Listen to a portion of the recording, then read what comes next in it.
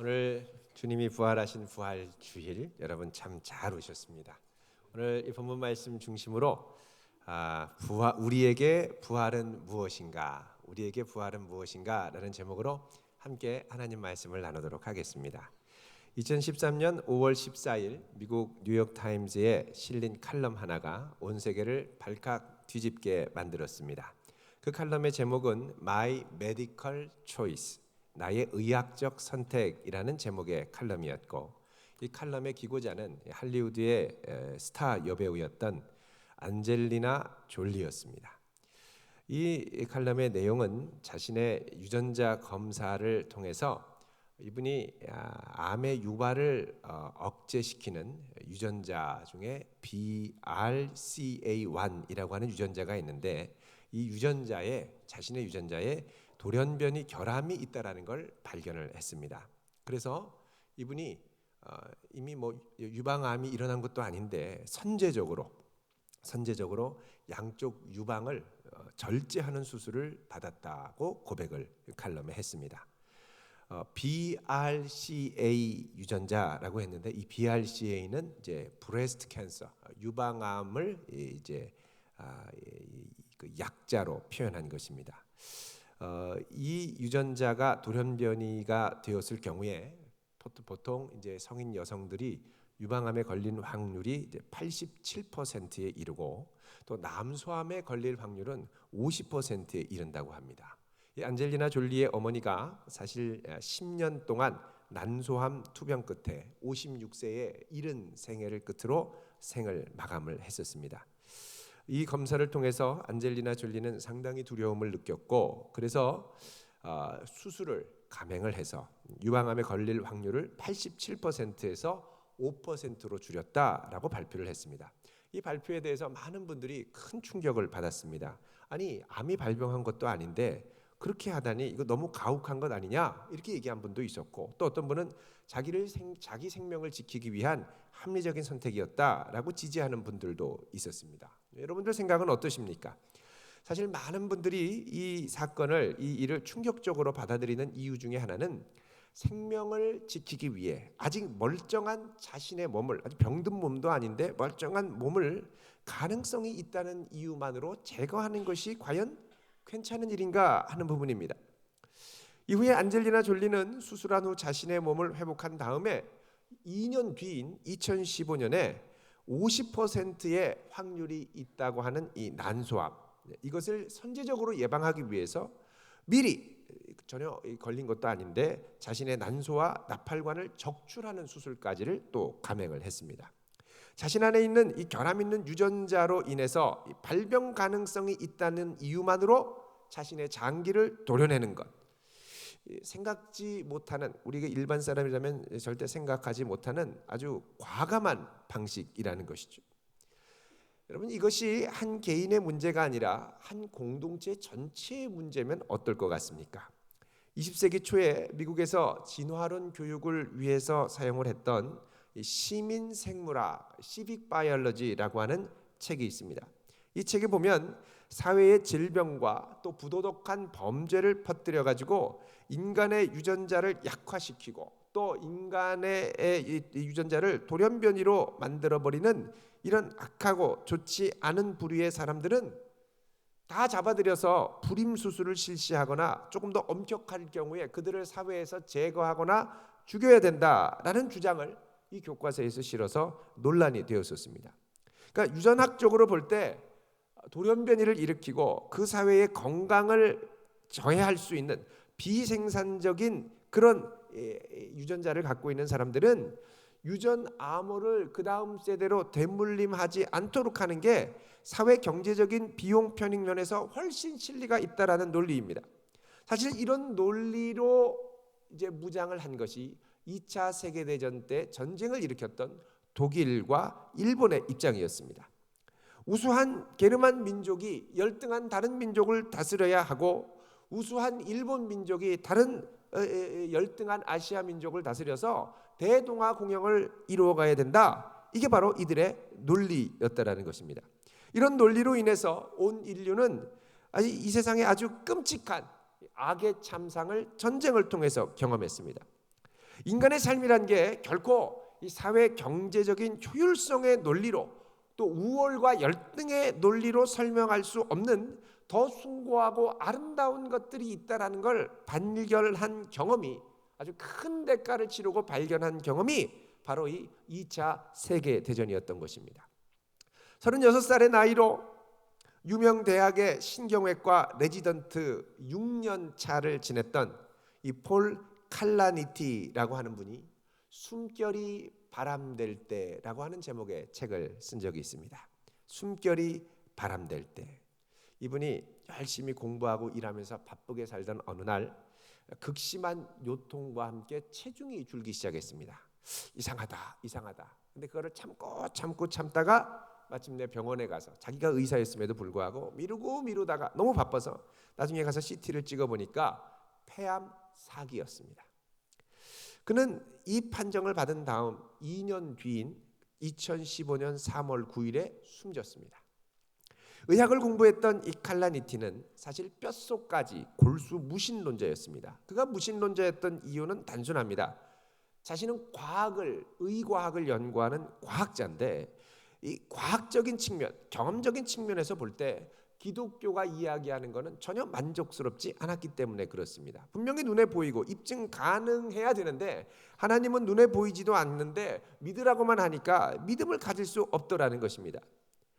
그분은 과학적인 증거와 또 가능한 이 과학적이고 합리적인 설명에 기초한 세계관을 세우고 이걸 붙들기 위해서 많은 노력을 기울였습니다. 하지만 그의 인생에 갑작스럽게 찾아온 이 치명적인 질병 앞에 그는 과학적인 설명만으로 인생의 의미를 다 설명할 수 없다라는 걸 절감하게 됩니다. 그래서 그는 씨름하면서 그분의 책에서 고백을 합니다. 과학을 우리 인생의 세계관의 기초로 놓고 보면 세상에서 하나님은 마땅히 사라져야 한다. 그러나 사라져야 할 것은 하나님만이 아니다. 우리가 신의 존재를 몰아내면 사랑과 미움과 의미도 함께 사라져버리고, 이런 의미가 모두 사라진 세상은 우리가 결코 사람이 살아가는 세상이라고 할 수 없다라고 결론을 내립니다. 칼라티니는 뇌를 만지고 수술하는 의사입니다. 이 뇌 속에 드릴을 뚫고 9cm 깊이로 깊은 곳에 전극을 심는 수술도 하는데, 이런 수술을 하다가 1mm라도 오차가 나서 이 뇌 부분을 잘못 건드리면 환자가 선생님 갑자기 너무 슬퍼해하고 막 펑펑 우는, 말할 수 없는 이상한 현상을 잘 알고 많이 경험을 했습니다. 이런 상황에 익숙한 이 칼라니티라면 어쩌면 우리가 느끼는 사랑, 우리가 느끼는 애착, 우리가 느끼는 의미, 설레임, 감동, 이런 모든 것들을 사실 뇌의 화학 반응으로 설명할 수도 있었을 것입니다. 그러나 그는 이런 과학적이고도 이성적인 논리적 설명이라는 것은 기껏해야 현상을 단위로 쪼개서 다룰 수 있을 뿐이지, 이것이 우리 인생 전체의 희망, 두려움, 사랑, 증오, 아름다움, 질투, 명예, 고통, 미덕과 같은 인생을 중요하고 의미 있게 만드는 핵심적인 요소에 전혀 다가갈 수 없다라는 결론에 다다르게 됩니다. 사랑과 덕, 인생의 의미가 존재한다고 확신했지만 과학으로는 이거를 절대 증명할 수 없다라는 것을 깨닫고, 이 칼라니티는 결국 기독교 신앙의 핵심 가치인 희생과 구원과 사랑과 용서로 돌아왔노라고 그의 책에서 고백을 합니다. 이 폴 칼라니티가 그동안 과학을 절대시하면서 이 세상의 전부가 바로 이 과학에 있는 것처럼 달려왔다가 자기의 걸음을 멈추고 새롭게 방향을 전환하게 된 것입니다. 이 세상에서의 삶만이 전부고 죽으면 끝이고 아무것도 아니라고 생각하기 쉽습니다만, 이런 생각은 심지어 하나님을 거부하는 무신론자였던 칼라니티조차에게도 상당히 받아들이기 어려운 부분이었다는 것입니다. 일평생을 무신론자로 살았던 고 스티브 잡스, 아이폰을 만들었던 분이죠. 그분이 쓴 이 스티브 잡스 전기를 쭉 보면 900여 페이지에 달하는 이 엄청난 전기의 맨 끝부분에 보면 스티브 잡스가 이런 고백을 합니다. 저는 신의 존재를 믿는 문제에 대해서 항상 반신반의해 왔습니다.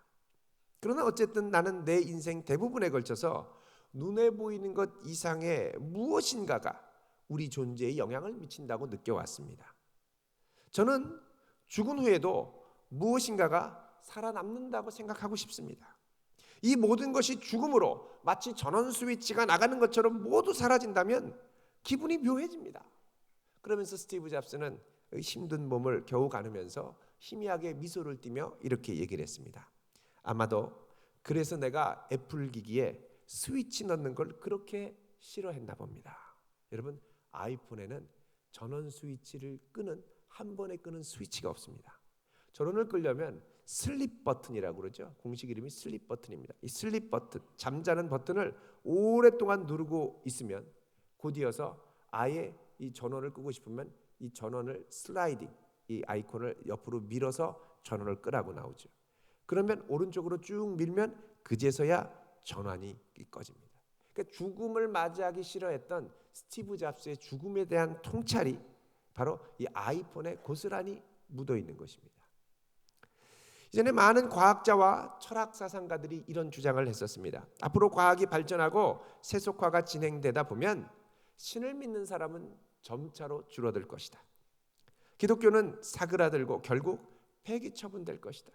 믿음이 있는 사람들은 나약한 사람들이니까 믿음을 갖는 거지, 자기 스스로를 추스릴 수 있고 자기 신념이 분명한 사람은 기독교 신앙처럼 나약하게 무엇인가에 의지하지 않는다, 이렇게 주장을 했습니다. 예전에 비틀즈의 멤버였던 존 레논도 이런 얘기를 했었습니다. 앞으로 기독교는 사라질 것이다. 점점 줄어들어서 자취를 감출 거다. 논쟁할 필요도 없다. 내 말이 옳고 결국 옳다고 입증될 것이다. 그런데 이런 주장이 오늘날 시간이 갈수록 힘을 잃어가고 있습니다. 오늘날 종교는 이런 세속적인 이성을 갖고 얘기했던 사람들의 주장과는 달리 계속해서 성장을 해나가고 있습니다. 2011년 전 세계 종교 통계를 보면 전 세계에서 종교를 갖고 있지 않은 사람은 13.66%에 불과합니다. 그러니까 10명 중 8명에서 9명은 이런저런 모양의 종교를 갖고 있다는 거예요. 그중에서 기독교는 계속해서 성장하는 종교 중에 하나입니다. 우리나라의 경우도 그렇습니다. 2015년에 인구주택 총조사를 했는데 거기에 따르면 기독교는 그 이전에 비해서 그 기독교 인구가 증가한 것으로 나타났습니다. 과학이 발달하고 교회가 썩었다고 하고 세속주의, 물질 만능주의가 이토록 우리나라와 전 세계를 강타하고 있는 와중에도 신앙 인구는 계속해서 성장하더라는 겁니다. 그 이유가 무엇일까? 자, 이 정도면 우리가 믿는 사람들은 믿음이 없어서 유약한 사람이야, 생각이 없어서 저러는 거야, 이성이 없어서 그러는 거야, 과학적인 사고를 못해 미신적이라서 그러는 거야, 자, 이런 식으로만 치부하기 어려운 문제라는 겁니다. 그것은 우리의 신앙이 과학과 또 이성 중심적 사고만으로 제공할 수 없는 훨씬 더 숭고하고 의미 있는 가치를 제공하기 때문입니다. 그 가치 중에 하나가 뭐냐? 바로 부활입니다. 부활. 기독교 신앙의 핵심이 부활이죠. 예수님께서 이 땅에 오셔서 온 세상의 죄를 지시고 십자가에 죽으신 지 사흘 만에 다시 살아나셨습니다. 자, 이성적인 사고만으로는 이걸 그대로 받아들인다는 게 참 어렵습니다. 아니, 한 번 죽은 사람이 어떻게 살아? 물론 죽었다 살아난 사람이 있습니다. 소송한 사람, 전기 충격으로 심폐소생술로 살아난 사람들은 있습니다. 그런데 사흘을 무덤에 있다가 다시 살아났다, 말도 안 돼라고 생각하기 쉽다라는 겁니다. 하지만 우리가 살아가는 이 세상의 모습을 보면 우리가 믿는 사람이든 믿지 않는 사람이든 간에 누구나 이 부활이 갖는 소중한 의미와 가치를 누구나가 다 갈망하며 바라고 있다라는 사실을 발견하게 됩니다. 그렇다면 이 예수 그리스도의 부활은 과연 어떤 의미를 갖고 있을까요? 무엇보다 이 부활은 예수 그리스도의 죽음이 의로운 죽음이라는 것을 입증하는 사건입니다. 자, 이 의미를 발견하려면 오늘 우리가 읽은 성경 본문을 좀 자세하게 읽을 필요가 있습니다. 오늘 말씀 6절에서 8절을 같이 읽어보겠습니다. 시작. 그는 근본 하나님의 본체시나 하나님과 동등됨을 취할 것으로 여기지 아니하시고 오히려 자기를 비워 종의 형체를 가지사 사람들과 같이 되셨고 사람의 모양으로 나타나사 자기를 낮추시고 죽기까지 복종하셨으니 곧 십자가에 죽으심이라. 자, 여기 보면 예수님이 누구였느냐? 하나님의 본체였다라는 겁니다. 하나님과 같은 분이었습니다. 그런데 하나님과 동등됨을 취할 것으로 여기지 않았다고 그러죠. 동등됨을 취할 것으로 여기지 않았다는 건 나나주 2번에 보면 동등됨을 보류하셨다는 겁니다. 하나님의 아들로 온 세상의 영광과 찬양을 받기에 합당한 그분이 하나님의 영광 받기를 보류하시고 자기를 낮춰서 종의 형상으로 이 땅에 오셔서 죽기까지 복종하셔서 모든 사람의 죄를 대신 지시고 십자가에 죽으셨다는 겁니다. 그러니까 예수님이 잘못해서 죽을 만한 일이 있어서 죽은 게 아니라는 겁니다. 죄가 없는 의인이 우리의 죄로 인하여 우리를 위하여 십자가를 대신 지셨습니다. 자, 의인이 죄인을 위하여 대신 죽었다. 이게 의로운 죽음이죠. 여러분, 의로운 죽음에 대해서 세상은 안타까워하고 기리고 그를 기억하려고 합니다. 만약에 하나님의 공의가 살아있다면 의인의 죽음은 반드시 신원이 되어야 됩니다. 의인의 죽음은 그냥 억울하게 죽은 것으로 끝이 아니라 그 죽음이 의로운 죽음이었다는 걸 반드시 인정하고 높이고 기리고 칭송받아야 됩니다. 그게 바로 이 땅에 공의가 살아있다라는 증거가 되는 것입니다.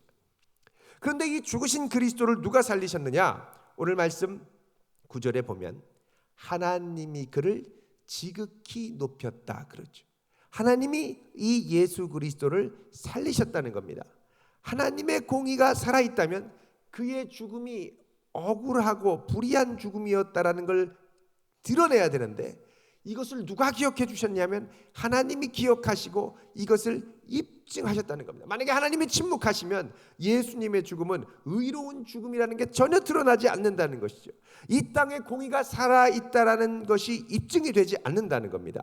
그런데 하나님께서 이 예수 그리스도를 살리심으로 예수 그리스도의 죽음이 귀한 죽음이라는 것을 입증하셨습니다. 여러분, 정의라는 것은 그 정의, 의로움, 공의라는 것은 그 정의상 어떤 내용이 되냐면 공의는 이 세상에 있는 각 사람, 각 개인, 각 단체가 마땅히 받아야 할 합당한 가치나 권리의 몫을 원래 그에게 받아야 할 그 몫을 그대로 돌려주는 것이 공의입니다. 정의로우려면 억압받은 사람은 그 억압을 풀어주고 원래 있던 모습으로 회복시켜줘야 됩니다. 자, 예수님이 근본 무엇이었습니까? 하나님의 본체, 하나님과 같은 분이었습니다. 그런데 이 세상에 정말 정의가 살아있다면 하나님이었던 그분이 모든 사람의 죄를 대신해서 자기의 잘못이 아닌 다른 이의 죄로 인하여 죽었다면 하나님이 그 하나님의 아들의 합당한 가치로 회복시키고 돌려주시는 것이 공의이자 정의라는 것입니다. 그래서 하나님께서 이 땅에서 죽으신 예수 그리스도를 다시 살리셔서 부활시켰다는 겁니다. 여러분, 우리는 이 세상을 살아가면서 선하고 착하게 살던 사람이 갑자기 불행한 일을 당하거나 죽으면 이런 얘기를 합니다. 아이고, 하나님도 무심하시지. 어떻게 저런 사람이 저렇게 되도록 놔두셔. 또 반대로 아주 악한 사람이 하나도 잘못되지 않고 승승장구 잘 나가면 아이고, 하나님이 살아계신 건가? 하나님도 무심하시지. 어떻게 저런 나쁜 사람이 저렇게 잘 되도록 내버려 두셔? 라고 얘기를 하죠.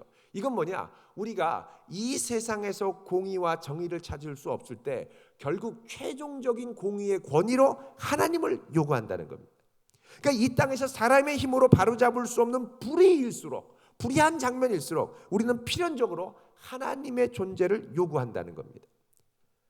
자, 그래서 하나님께서 예수 그리스도를 살리심으로 예수 그리스도의 죽음을 의로운 죽음으로 인정하셨습니다. 그래서 뭐라고 그러냐면 오늘 말씀 9절부터 11절을 보면 이러므로 하나님이 그를 지극히 높여 모든 이름 위에 뛰어난 이름을 주시고 이 세상 모두에 있는 자들로 무릎을 예수의 이름에 꿇게 하시고 11절 읽겠습니다. 시작. 모든 입으로 예수 그리스도를 주라 시인하여 하나님 아버지께 영광을 돌리게 하셨느니라. 아멘. 자, 여기 보면 예수 그리스도를 누구라 시인한다고 그랬습니까? 주라 시인한다. 여러분, 이 주라는 말이 헬라어로 퀴리오스고 히브리어로 아도나이입니다. 아도나이라는 건 원래 여호와 하나님을 가리키는 칭호였습니다. 하나님을 향하여 여호와라고 해야 되는데 그 이름이 너무 거룩하고 귀한 이름이라서 직접 하나님의 이름을 못 부르고 하나님을 주님, 아도나이라고 불렀습니다. 이거 마치 예전에 우리가 뭐 이황 선생님 그럼 직접 이름을 부르면 안 되죠. 그래서 퇴계 선생님 이렇게 불렀던 것처럼 하나님도 직접 그분의 이름을 부르지 못하고 아도나이라고 불렀다는 것입니다. 그래서 이 예수의 이름에 여호와 하나님의 이름을 붙여주셔서 모든 이름 중에 높임을 받게 하셨다. 이게 바로 성자 하나님이 받아야 할 영광을 온전히 회복시켜 주신 사건, 하나님의 공의의 사건이 바로 부활이라는 겁니다. 그래서 예수 그리스도의 부활은 이 세상에 하나님의 공의가 살아있음을 보여주는 사건입니다. 온 인류를 위해 십자가를 지신 예수 그리스도가 올바른 의인이었다라는 걸 인정하는 하나님 편에서의 칭의 사건입니다. 여러분, 우리가 이 땅을 살면서 그토록 갈구하는 것 중에 하나가 공의, 정의의 문제입니다. 요즘 우리 이 서가에 많이 팔리는 베스트셀러 중에 하나가 82년생 김지영이라는 책입니다. 이 책은 책의 주인공이 그동안 우리나라 사회에서 여성으로 살아가면서 그동안 받았던 많은 부당한 대우들을 고발하죠. 초등학교 때, 중학교 때, 대학교 때, 또 회사에서, 또 출산 이후에. 자, 이런 것들이 많은 사람의 공감을 불러일으키는 이유가 무엇입니까? 그것은 이 사회에 아직 부당하고도 악한 차별에 대한 억울함으로 가슴 아파하는 이들이 많다라는 겁니다. 이런 잘못된 불의는 마땅히 회복돼야 하고 마땅히 고쳐져서 바로잡아야 된다는 것이죠.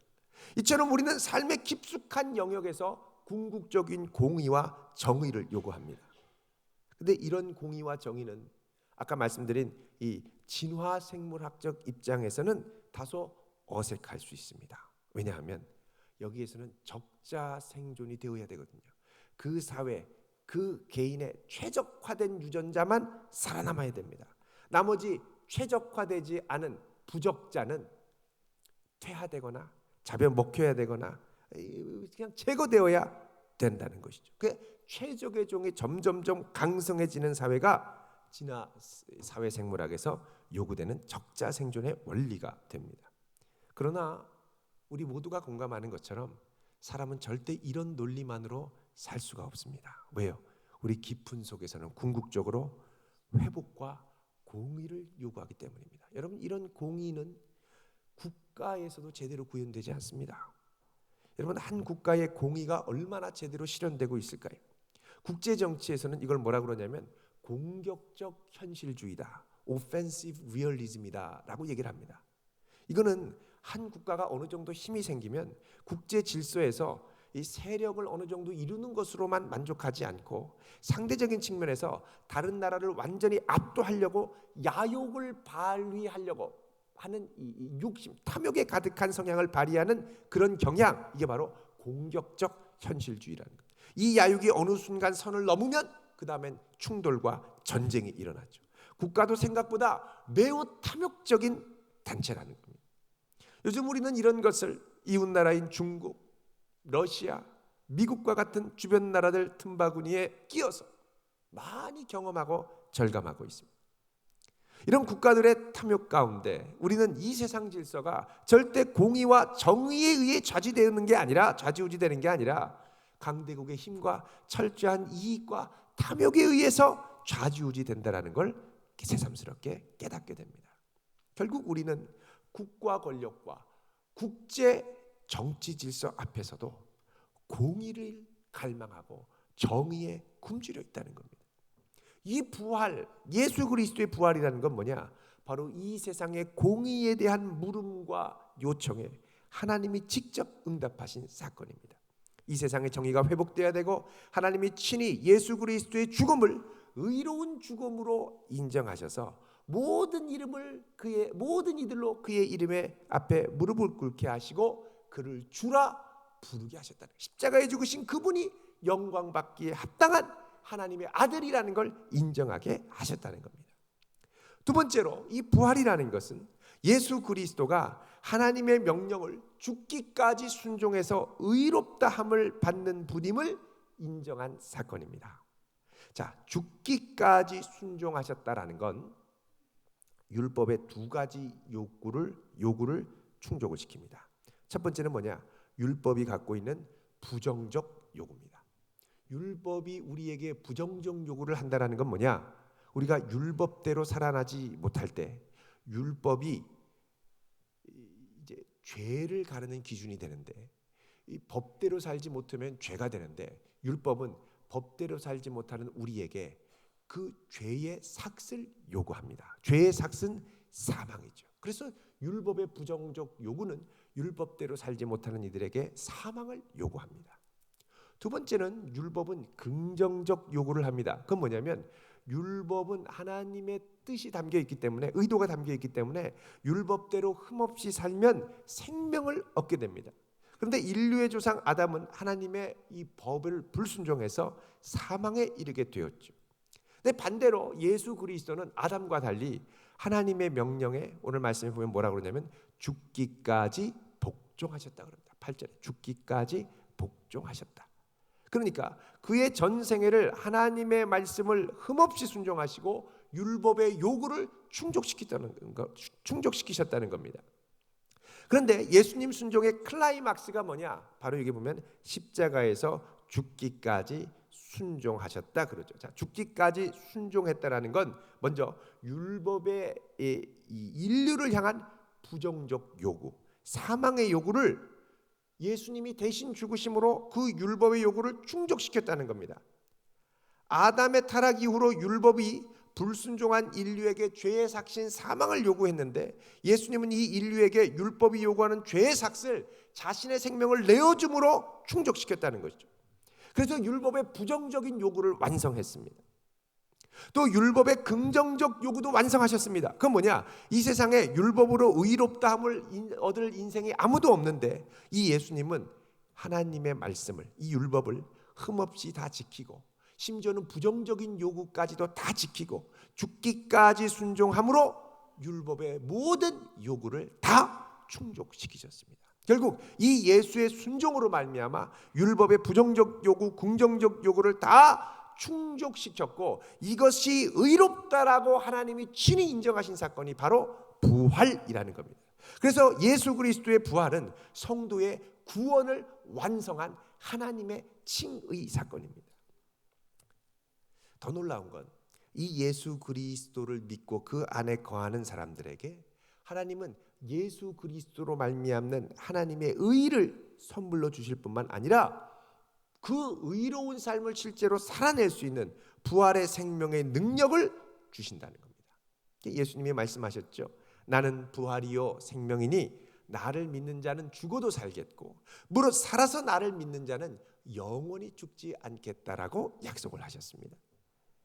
이런 부활의 생명의 능력을 갖고 우리가 이 땅을 살아가면서 내 힘으로 사는 게 아니라 죄와 사망의 권세를 이기신, 이곳에 살아 역사하시는 주님을 붙들고 살아가게 됐죠. 그리고 더 나아가 이 부활의 생명을 갖고 살아가는 성도들에게는 하나님이 부활의 궁극적인 소망을 허락하셨습니다. 그래서 우리에게는 부활의 궁극적인 소망이 있죠. 자, 고린도전서 15장 51절에서 53절을 한번 찾아보겠습니다. 신약성경 고린도전서 15장 51절에서 53절 284쪽입니다.